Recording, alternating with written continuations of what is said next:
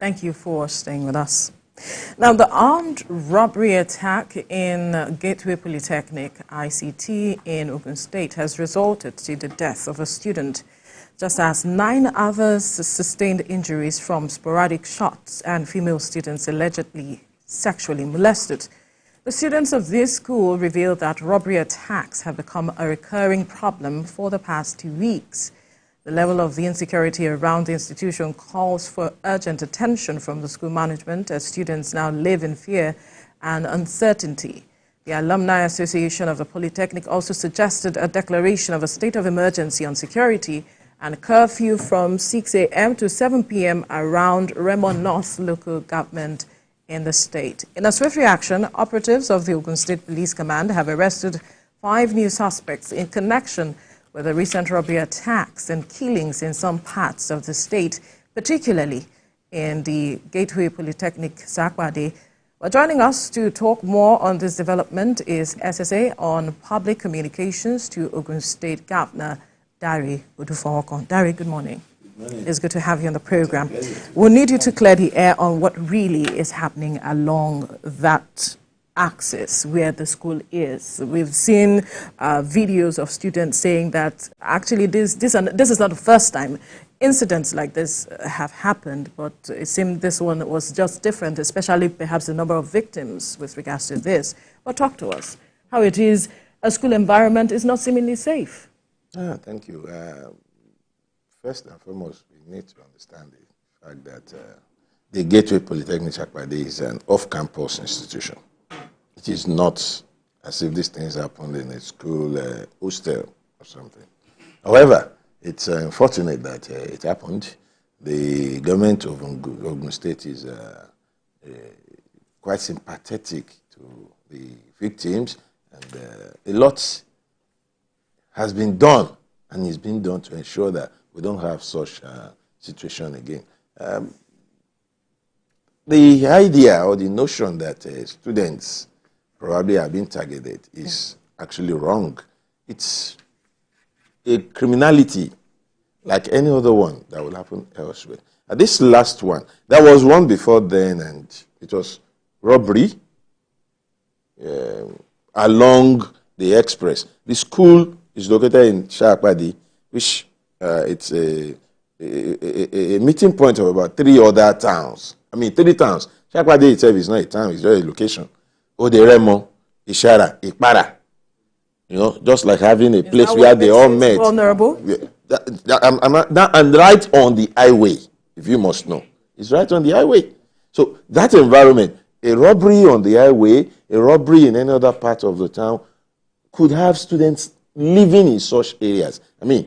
They are off-campus students living within these communities I mentioned, Ode, Ipara, Ishara. You understand? Even some of them stay in Ikperu. So they stay all over the place. And when the criminality happened anywhere, some students may happen to be living there. There were incidences of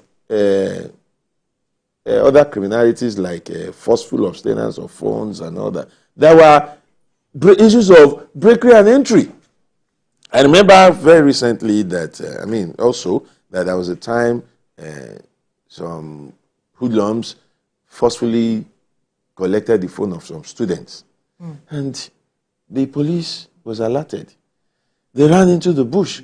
The police and locals, community people, stayed for almost 2 hours, combing the bush until these people were apprehended. They are part of those terrorizing the students. And a lot of security measures have been taken. I must tell you that this last incident happened, and there were distress calls to the police who rushed down there. There was actually, it was not as if the criminals or robbers had the field day shooting students. No. There was a shootout between the police and these armed robbers. Police got there in good time and engaged the robbers. It was while they were fleeing, they started shooting indiscriminately and sporadically. And people happened to be hit by their bullet. A lot of people wounded, one person killed In the name of Shegun, and I understand that the last time I spoke with you on this show, we talked about security. You talked about security. And all of that. And that's speaking to the fact that, security-wise, Ogun State looks like it's still quite on the high side, because you've also mentioned places that, okay, the school is on the highway and the robbery could be taking place in, adjacent towns and all of that. But is that to say that the security in Ogun State is getting more difficult to... No. To say the least, or to say the obvious now, it's improving, I must tell you. We all understand how the situation was before the coming of the current administration in Ogun State. We must not... While our administration is not one to blame, apportion blames, we must also give records or keep records of how we are doing. The security situation in Ogun before the coming of Governor Abiodun was nothing to write home about. That's the truth. But since it's come, things, you must also understand that criminals, when you chase them from a location, they move to another. Now, so about a month or so, we were talking about Shagamu. You must also understand the fact that some of these criminal elements moved further inward. And that's why we're talking. Some of the wanted criminals in Shagamu, in Abiodun, have recently been arrested in some of the towns around this area we're talking about. Recently. Criminals, wanted people who are on police wanted list, were arrested around Akaka, around Ishara. These are towns around this Shakpade. And you must also understand the fact that, for example, let me tell you, when this incident happened, there was a shootout, some of the robbers escaped. But the police, working with intelligence and other things, trailed and tracked them, tracking the vehicle they went away with, trailing members of the gang with intelligence to another location in the state where the vehicle, the Lexus car snatched from the victim, was recovered alongside another Lexus car, a black one now, which was earlier in the day snatched by the same gang in another location, far from Shakpade Polytechnic. Far from it. The same gang that operated there was in another location earlier, snatched another car. So the two vehicles were recovered in their hideout, and some of them arrested. You just mentioned it now. The police commissioner just spoke about this arrest just yesterday. 5 more arrests, 3 earlier, another 5. The police will not come and be telling us on national TV or in the newspaper how they are going about addressing security issues. That's why it appeared before now as if nothing was really happening. But all the people, the responsibility of informing them about how they... But not of the strategy. As they make progress, they will talk about it. Like when it became possible to talk about what they've been able to do yesterday, they did, and we are aware of it now. But the strategy, the way and manner, they may not be able to. So that because we want these people apprehended.